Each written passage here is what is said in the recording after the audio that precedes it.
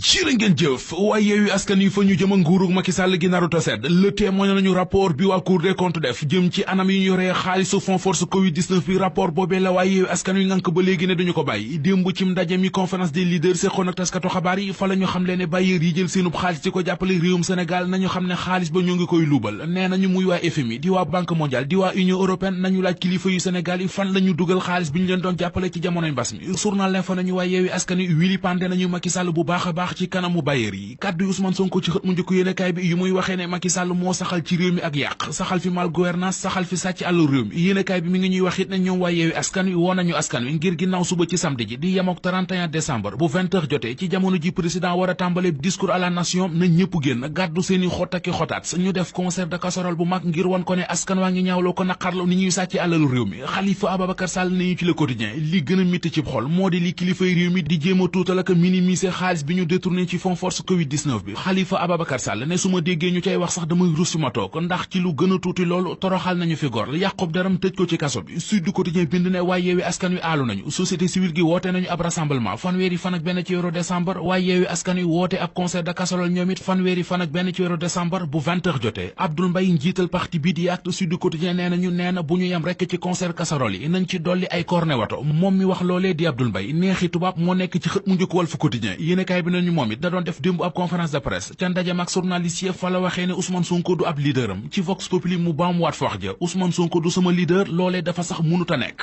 ki nekk ci xët mu njëkk Soleil national président national yéenekaay bi xëy di ñu xibaar fukki mesure ak juróom-ñaar yu ñu jël démb ca ndajam conseil des ministres bañ doon amal ca Tamba ngir lu yokk lu suqali ak lu développé dëkk bii di Tamba mu di 17 mesures yu tënku ci programme triennal d'investissement bés bi le jour nañu fi mu nekk ni kay jant bi ca Tamba fa lay fenkee état bu Sénégal fas na yéene investir ca Tamba juróomi téeméeri milliards ci diggante 2023 jàpp 2025 fukki mesure ak juróom-ñaar yi ñu jël démb ca Tamba ca ndajam conseil des ministres ngir Tamba la Sénégal mi ngi ñuy wax mesure yooyee yan ak yan ba dañuy wax it ne liñ ci war a def ci xaalis toll na ci juróomi téeméeri milliards ci kaw ngan gi njiit réew mi Macky Sall di amal ca Tamba Soleil national mi ngi ñuy xamal ne jigéen yi dëkk ba xale yu jigéen yi gis nañu ci seen bopp ne financement bu toll ci téeméeri millions ak juróom benn fukk ak lu teg moom la de la femme famille ak protection des enfants teg ci taabal ji ngir ñoom 161 millions 978 mille 948 moom la ministre Fatou Diané séddale lu mat téeméeri organisation yu jigéen ak ñeent juróom benn téeméeri jigéen yu bàyyee ko ci juróom-ñeenti communes yu département bi war nañu caa gis seen bopp mu jural leen nag mbégte mu rëy mbégte mi njiitu réew mi Macky Sall la am ci Abdoulaye Dièye njiital AIBD source waa xëyee na ko yéenekaay bi nañu aéroport Tamba bi ak ni ñu ko defaraate moo sedd xolu président Macky Sall moo tax ba mu jëlee kàddu ga di wax mu doon sant ak gërëm njiital AIBD Abdoulaye Dièye xam le ne moom a équipe bi mu àndaloon noppalu wuñu guddeeg bëccëg dañ ko doon liggéey ba moo waral aéroport Tamba bi ñu bari jàppoon ne mënutoon a baax liggéey nañu boyu ci diir bu gàtt loolee nag man président maa ngi ci sant Abdoulaye Dièye ak ñi mu àndal Abdoulaye meneen mu di Abdoulaye Sylla njiital ECOTRA ci xët mu njëkk Les Échos kuréel gi mu sos tuddee ko club 50% préférence nationale dajale ci ay chef d'entreprise yu nekk ci réew mi moom lay leeral lii dëgg-dëgg i lay club 50% préférence nationale nee na mooy bëgg entreprise réew mi dugal seen loxo bu baax a baax ci économie bu Sénégal bokk ci la koy doxal ñu àndandoo liggéey ci luy créer ay champion ci réew mi mu ne it club bi barab la bu ñuy dajale ay entreprise yu wér te crédible ngir ñuy waxtaan di sottante